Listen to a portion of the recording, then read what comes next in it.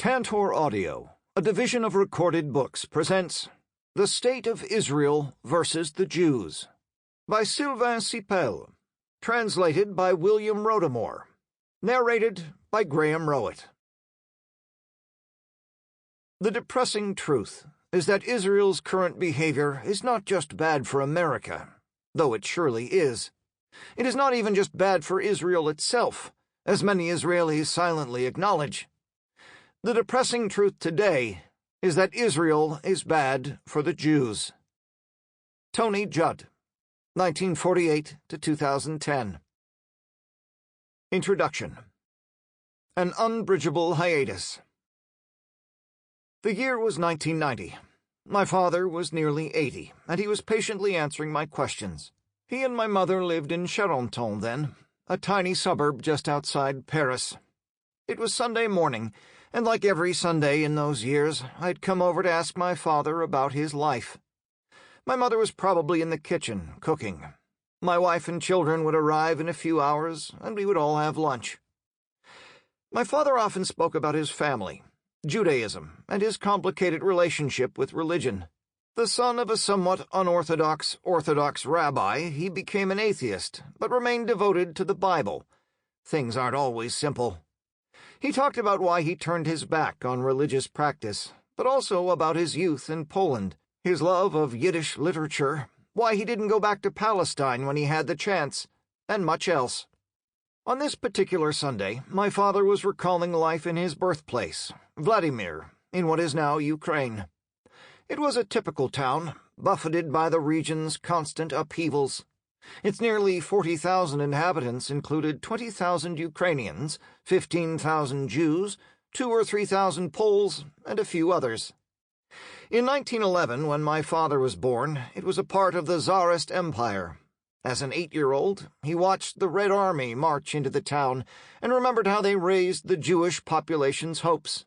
The pogroms would finally end. But the Bolsheviks were defeated 2 years later and withdrew. The town fell under the control of the nationalist Polish state, with its anti-Semitic aggressions and quotas for Jewish students. My father left for France in 1938, when he was 27. It was a lucky move, because the town was occupied by the Soviets the next year, then in 1941 by the Germans.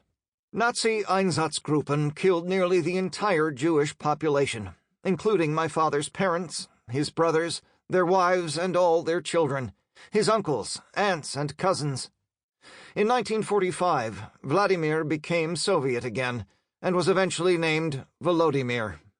In the 1920s, as my father told it, young Jews like him, eager to break free of the oppressive anti-Semitic atmosphere and the stifling rule of shtetl rabbis, had only 3 options. The one chosen most often was Bundism, a worker-oriented ideology behind Polish syndicalism during that country's industrialization. The Bund advocated a socialism in which Jewish nationality would enjoy broad cultural autonomy built around its language, Yiddish. The second option was communism, workers of the world, etc., and many young Jews signed on. Its path was the steepest, but it seemed the most promising.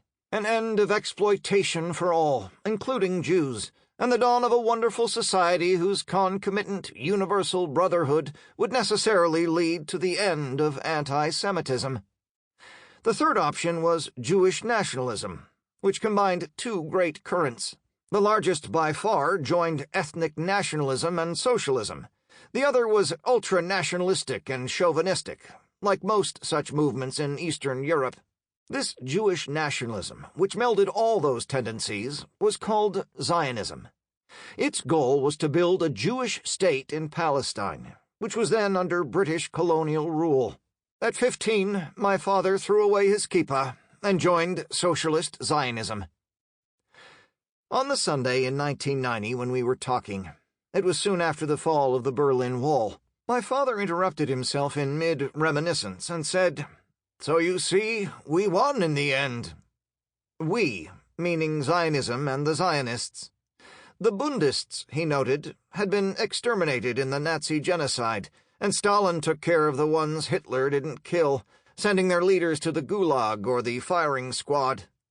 Of Buddhism and Yiddish-based culture, practically nothing remained. Communism had failed as well, as anyone looking around Eastern Europe could see, and my father predicted there would soon be nothing left of it, either east or west. "But we Zionists are still here," he said. "Israel is a tangible reality." A strong state with a developed economy, a powerful army, and an active society. "We won," he repeated. It was one way of continuing a very old conversation with me, arguing that the choice he'd made in his youth, the one that shaped the rest of his life and his political consciousness, had been the right one. I remember not saying anything, and sadly thinking that the story wasn't over, and that deep down my father knew it. We had a very close relationship, but an unbridgeable hiatus called Zionism lay between us. It had been his whole life, and it was mine no longer. Israel, I hardly knew you. My father had been the main leader of labor Zionism in France for a quarter-century, and ran its Yiddish-language daily Unser Wort, a socialist Zionist paper, for 20 years until it closed in 1996. My family was living in Bordeaux when I was born in 1947, and we moved to Paris when I was 9, at which time I was enrolled in a Zionist youth labor movement. Besides French, I spoke Yiddish pretty well, but found it frowned on during my several stays in Israel, which included military service, life in a kibbutz, and university study. I went to Israel after high school to train as a youth movement leader, but I wound up drafted into the Israeli army, serving in a paratroop brigade. When I got out, I stood 6 feet tall, weighed 140 pounds, and was in the best shape of my life. I returned to France before turning 20, still very much a Zionist. But change was in the air. In 1969, I returned to Israel, living briefly on a kibbutz, then enrolled at Hebrew University in Jerusalem. The colonial attitudes I found there astonished me. This was only 7 years after Algeria's successful War of Independence, and the Israeli students talked about the Palestinians exactly the same way French settlers there used to talk about the Arabs. Israel had seized the West Bank and Gaza and the Golan Heights in the Six-Day War 2 years earlier, and these students were confidently appraising their new real estate. They were positive the Palestinians would meekly bow to Israeli power. I felt otherwise, and our conversations got heated. "They'll never give up their land," I said. "Sure they will. We'll give them some olives and pita bread and it'll be fine." "You're fools to think that," I said. "You don't know the Arabs. They're liars and cowards and couldn't run a state of their own. They only understand force." My mind reeled, and my doubts grew. I had always thought that when Israel was founded as a refuge for the persecuted Jews of the world, justice had been on the Israeli side. I knew that founding the State of Israel hadn't been a bed of roses, but you can't create a country without stepping on a few toes. But I was gradually discovering that the expulsion of the Palestinians and the seizing of their land had been deliberately brutal, and Israel was evolving into something no idealist could stomach: a racist, bullying little superpower. As I became an increasingly active anti-Zionist, my life in Israel got harder. My wife and I were ostracized because of our beliefs, and we lost jobs. Paradoxically, I had many Israeli friends, some of whom vehemently disagreed with me. At the time, that was still possible. It isn't anymore. When the Six-Day War ended in June 1967, hadn't my father said that Israel should give up the conquered Palestinian territory, lest it begin a fatal colonial occupation? As he and I talked, 23 years had passed, and Israel still occupied the Palestinian territories. But that I didn't mention. During my time in Israel, seeing the yawning gap between the promise and the reality of Zionism had driven me away, and after frequently clashing, my father and I had quit discussing Zionism and Israel. What was the point? We had said all there was to say. I knew how far Israel had moved from what my father had dreamed of, but when he died in 2000, nothing had made him change his mind. So I just sat on the sofa in the Charenton apartment and listened. The morning was wearing on. A country at an impasse. In 2005, I published a book about the evolution of Zionism and the Israeli and Palestinian societies that came out 2 years later in English as Walled, Israeli Society at an Impasse. In 2014, my publisher suggested I write a sequel, but for a long time I resisted. The great paradox of the Israeli-Palestinian conflict is that there's something happening every day to slake the news media's unquenchable thirst for breaking news, yet at the same time nothing fundamental really changes. Israel is still occupying another people's land, and that people is vainly struggling to advance its national ambitions. And then there are the deaths on both sides, 10 on one side and 1 on the other. The expulsions of people, 100% on one side, 0 on the other. The land seizures, the sealed wells, the security wall, the Palestinians' grinding daily shuffle between checkpoints and constant administrative hassles, the repeated bombings of Gaza, the desperate kids with knives and screwdrivers lashing out in the face of these assaults. This has all been said, written, seen and commented on 1,000 times. The incessant repetition is wearisome, overwhelming. The logic is implacable. The balance of power between Israelis and Palestinians is too uneven, but at the same time, it's ineffective. Israel is too powerful to lose, but it isn't able to win. The Palestinians can't succeed, but also can't afford to lose. The mere fact of their existence makes a final Israeli victory impossible, and the Palestinians' defeat preordained. While I can't remember what event triggered it, I gradually began to recall that Sunday morning conversation with my father more often, and it led me to realize that I was mistaken. Gradually, things in Israel were changing. Some were very new. Laws were being passed that would have been unimaginable just a decade earlier. That was also true of some statements by Israeli leaders, as well as political messages spreading through Jewish-Israeli society. These are often due to an exacerbation of long-standing tensions, some from the earliest days of Zionism. The appropriation of Palestinian land by any means possible was fairly typical, but other instances were truly unprecedented, like Israel's rapprochement with the Arab-Persian Gulf monarchies. Today, to all appearances, Israel has won.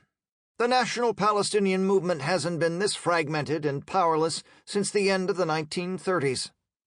Israel continues to daily, systematically, and methodically occupy Palestinian territory, and does it with international diplomatic support that even Barack Obama couldn't head off.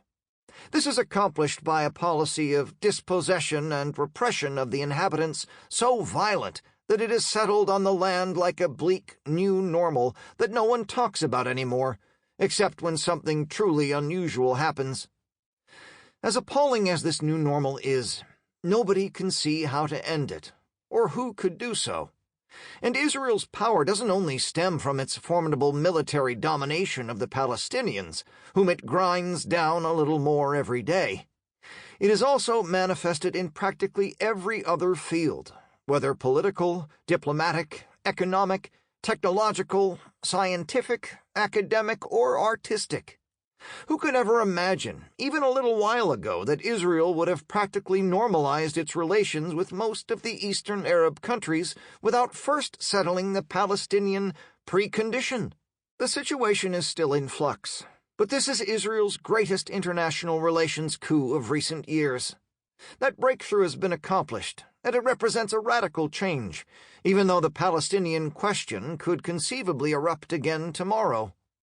Nor has Israel ever had such close relationships with such major emerging nations as China, India, and Brazil.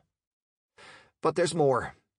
Israel's ideological influence has never seemed so visible. It is a major player in the war on terrorism. It effectively silences its critics by threatening to label them anti-Semitic.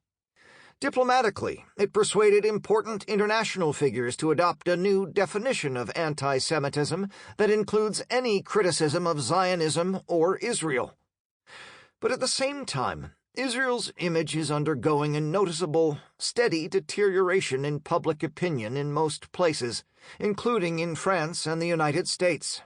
Its policy toward the occupied Palestinians especially has left it open to an ever more frequent and damning accusation: the crime of apartheid.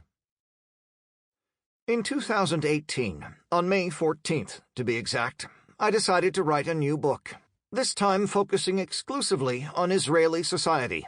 On that day, the State of Israel was celebrating the 70th anniversary of its founding. It was also celebrating another unprecedented event: the United States Embassy's move to Jerusalem, with Donald Trump in attendance. Israel had long urged that the embassy be transferred from Tel Aviv, but without success, because a near-unanimous United Nations refused to recognize Jerusalem as the capital of Israel so long as a peace accord to settle the issues in the aftermath of the 1948 war hadn't been reached. But Trump didn't care about international law, and Israel celebrated its triumph in spectacular fashion. On that same day in Gaza, while the world's eyes were on Jerusalem, Israel Defense Forces, IDF, snipers were shooting at the crowds of young people who had been demonstrating every Friday for a month and a half at the wall that Israel had erected along the Gaza Strip. The Israeli soldiers fired real bullets, killing 3, 5, or 10 of these youths each time. But May 14th was a red-letter day. Some 58 Palestinians died, and 1,350 were wounded, shot at long range by Israeli snipers whom they hadn't threatened in any way. This raised a few eyebrows in the international opinion, but drew much less interest than the American embassy's move to Jerusalem. Neither London, Paris, Berlin, Moscow, Cairo, nor Riyadh protested. As for the media, that day's news was unquestionably the transfer of the embassy. After all, people were always dying along the Gaza border, though that day's toll was unusually high. In shaking hands that day, Trump and Netanyahu were expressing their total contempt for international law. There was something truly unprecedented in the picture they made. It spoke both to how drastically Trump had intended to change the rules that had determined international relations since 1945, and to Israel's preeminent role in that strategy. Might was making right. If force doesn't do the job, apply more force. At the heart of the connection between Israeli leaders and the conservatives around Donald Trump during his term was the idea that force is the determining element in interstate relationships, and that it shapes those relations nearly exclusively. American studies show that Jewish Israelis had supported Trump more strongly than anyone else in the world. That's no accident, because a belief in force has been at the core of Israeli society, virtually since its creation.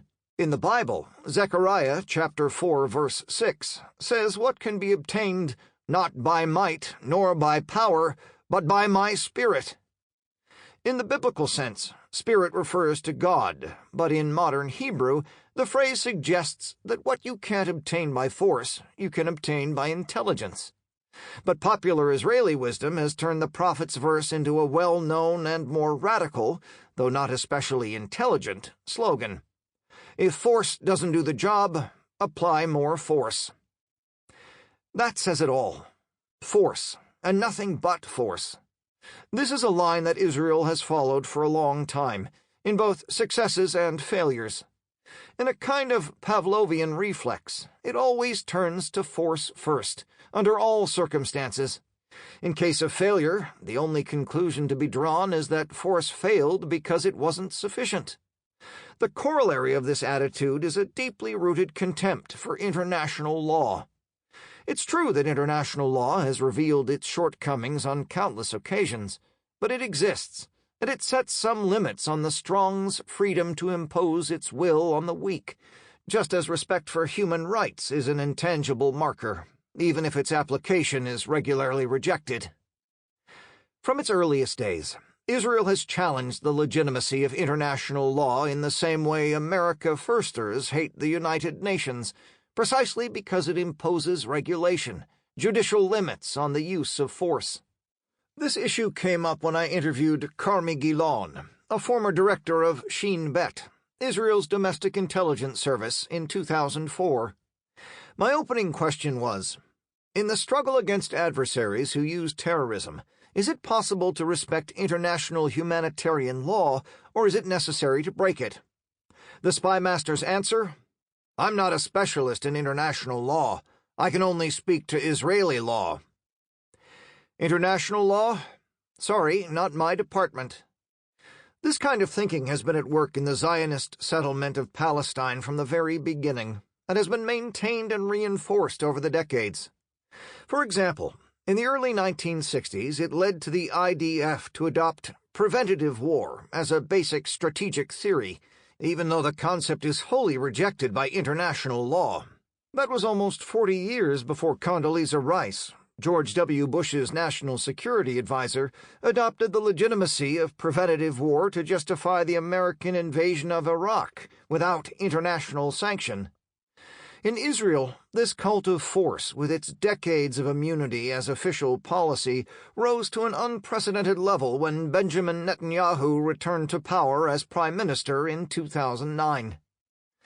The man's pronouncements are worth listening to, because they summarize the entire drift of Israeli society. Whenever Netanyahu talks about peace, his favorite expression is peace of deterrence.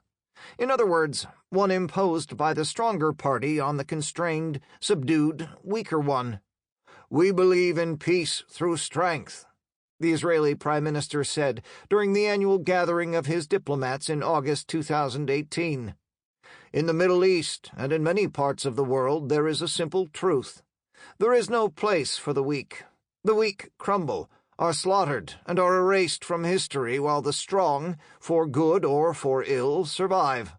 The strong are respected, and alliances are made with the strong, and in the end peace is made with the strong. That is the quintessence of the majority attitude in Israel, with or without Netanyahu. Actually, it has always been this way, including the 1948 to 1977 period, when Labour was in power. Since then, the nationalistic colonial right has ruled for 30 of the last 44 years. Over time, this attitude has hardened into a veritable dogma that a huge majority of Jewish Israelis endorses, to the exclusion of all other ways of political thinking. Nor is this the exclusive purview of the right. In the run-up to legislative elections in April 2019, Netanyahu accused his then-rival, General Benny Gantz, of being a leftist and a weakling. What was Gantz's response? To boast of having killed 1,364 terrorists during the bombings of Gaza he had ordered when he was Army Chief of Staff. International observers say those bombings killed 2,200 people, including more than 1,500 civilians. Gantz's campaign staffers put photographs of bombed neighborhoods up on Facebook, claiming 6,231 Hamas targets destroyed, and boasting that parts of Gaza were sent back to the Stone Age. Gantz and his people know that to win, you can't afford to be labeled weak when dealing with the Arabs. This typically colonial mentality of domination has led IDF strategists to adopt the so-called Dahiyya doctrine, which makes war crimes committed against civilian populations part of Israel's official strategy in its fight against terrorism. First formulated in 2008 by General Gadi Eisenkot, Chief of Staff, 2015 to 2019, the theory holds that in asymmetric wars, when the enemy controls terrain that is hostile to you or is supported by the local population, massive destruction of the enemy's infrastructure and civilians' houses by disproportionate force is essential to achieve your ends. The doctrine is named for the Beirut neighborhood where the Lebanese Hezbollah's headquarters was located during the 2006 Israeli intervention. Israel reduced Dahiyya to a heap of ashes. So Israel has adopted the same strategy that Vladimir Putin used against the Chechens, and Bashar al-Assad against his own people, but with one crucial difference. While Putin and Assad applied the strategy much more aggressively than Israel ever has, they never admitted it publicly. to preserve the appearance of a respect for the laws of war. Israel, on the other hand, made it part of its official strategic thinking, as it had much earlier with preventative war. Israel's trumpeting its forceful public rejection of the norms of international law in the name of refusing racial, ethnic, or religious dilution of their country has attracted the new ethnocentric leaders emerging around the world. Where some believe in an open, trans-border world, most support walled tribalism, an ethnic or national circling of the wagons. In this, Israel today looks like the end product of a coherent, deliberate affirmation of specialness against the tenets of a universalism that it perceives as weakness itself. The extreme right-wing international leaders are dubbed illiberal, but they mainly embody authoritarian xenophobia, with strong popular support. These include India's Modi, Brazil's Bolsonaro, Italy's Salvini, Hungary's Orbán, and the rulers of the Philippines, Poland, and Austria. Without forgetting Donald Trump, of course. In recent years they all made the pilgrimage to Jerusalem, forging relationships of proximity and common interest with Israel, the little state that leads the way in so many fields, and has so much to teach them. Israel fascinates the new ethnocentric leaders. These leaders are fascinated by Israel's ability to deny basic rights to an entire population, the Palestinians, for decades, without seeming to suffer any political consequences. Also fascinating is Israel's congenital nativism, its bald assumption of its right as a dominant ethnicity to impose its laws on minorities, and to claim rights for itself that it denies them. These leaders admire Israel's wholesale rejection of international law. In March 2019, Trump abruptly endorsed Israel's annexation of the Syrian Golan Heights, which it had formalized in 1981 by an Israeli law never recognized by the United Nations. "There's a very important principle in international life," Netanyahu told journalists afterward. "When you start wars of aggression and you lose territory, do not come and claim it afterwards." On the plane bringing him home from Washington, D.C., he revisited this diplomatic innovation. "Everyone says you can't hold an occupied territory, but this American decision proves you can. If occupied in a defensive war, then it's ours." Since the wars waged by Israel since its founding are by definition all defensive, even when Israel attacks, which it always does so as not to be annihilated, this casts a new light on the potential consequences of future occupation by force on foreign territory. It's worth remembering that the conquest of the Golan Heights on Day 4 of the Six-Day War in June 1967 took place when Israel had already destroyed the Syrian Air Force in the first hour of the first day, and the Syrians hadn't fired a single shot at Israeli troops. Another thing that fascinates these leaders is the striking impunity Israel enjoys. Likewise, Israel's trick in labeling anyone opposed to its wishes as a terrorist. When Mahmoud Abbas, the Palestinian president, announced in 2014 that he intended to ask the United Nations General Assembly to endorse the State of Palestine's Declaration of Independence, Avigdor Lieberman, a minister in various governments from 2001, called this diplomatic terrorism. More generally, Israel appeals to rulers as the leader in policies in areas as varied as the fight against terrorism, the closing of borders, and the expulsion of undesirable foreigners. Finally, right-wing leaders are fascinated by the political mindset reigning in Israeli society. While the massive support the Israelis once gave Trump was unique in the world, what he stood for isn't a political novelty. When George W. Bush launched the invasion of Iraq in 2003, Israelis were the people who most strongly supported the American decision. But for a long time, Bush had hoped to preserve the forms and enjoy an international consensus before acting. Trump, on the other hand, never sought consensus. He operated to break norms, and that especially appeals to Israelis, who seem to say, "Welcome to the club." When Trump was still in office, Haaretz Washington correspondent Chemi Shalev summed up Trump's appeal this way: "It is his indifference to refugees." Sample complete. Ready to continue?